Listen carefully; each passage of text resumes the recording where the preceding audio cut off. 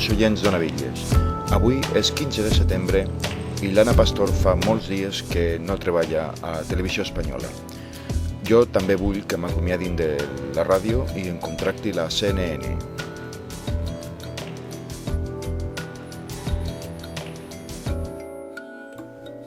Com que no he rebut cap oferta, doncs us comentaré que aquest curs ha començat força mogudet, amb mobilitzacions a les escoles, vagues i una nova modalitat olímpica, el llançament de Carmanyola contra polítics que pensen que ho fan bé. Aquests polítics han posat la seva esperança en un tàper i se'ls ha girat la truita, perquè els problemes socials derivats de la seva gestió de la crisi van molt més enllà del que s'esperaven.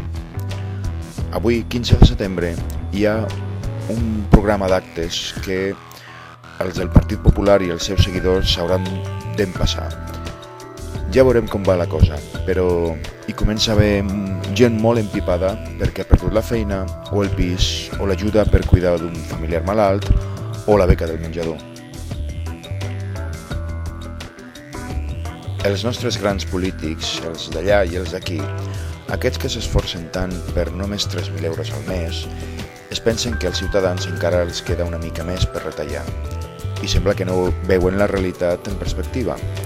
Si continuen retallant, exprimint amb impostos o rasurant els serveis bàsics, arribarà un moment que on perdrà fins i tot l'esperança, això que mai s'ha de perdre. Aleshores, potser les manifestacions ja no seran tan festives com la de l'11 de setembre passat.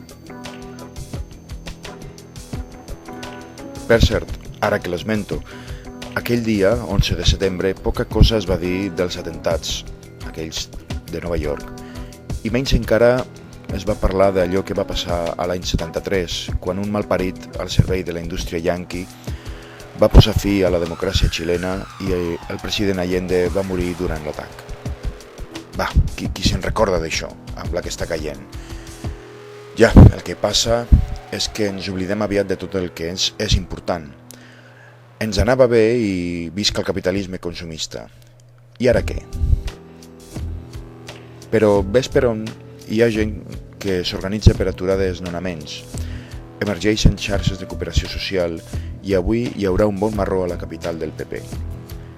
L'esperança és allà, és clar. Jo li recomano que prengui nota. Ha decidit eliminar vacunes importants per als nadons nascuts a la Comunitat de Madrid. S'està carregant la funció vital de la medicina preventiva. Al mateix temps, els seus surten afavorits. I aquí no podem perdre de vista aquests que dimarts passat s'atreviren a anar a la manifestació en contra de les retallades que ells mateixos havien posat en marxa. Compte, són de la mateixa tribu tots. Doncs això, que l'esperança prengui nota. Ara se'ns presenta un mes calent, amb dues dates importants, avui i el 25. Certament no sé què passarà, encara que dubto que la cosa vagi més enllà de manifestacions i declaracions. Potser ni tan sols ens faran cas, els nostres representants, perquè des del seu privilegiat escó, pel qual cobren un mínim de 3.000 euros, no tenen accés al carrer i només veuen ombres pels passadissos. Són presoners a la seva pròpia caverna i potser, com demanava Plató, caldria treure'ls a fora perquè vegin la veritable llum i els objectes reals, és a dir, nosaltres. Què pot passar si no ho fan? Doncs no ho sé. Potser la perdrem, l'esperança.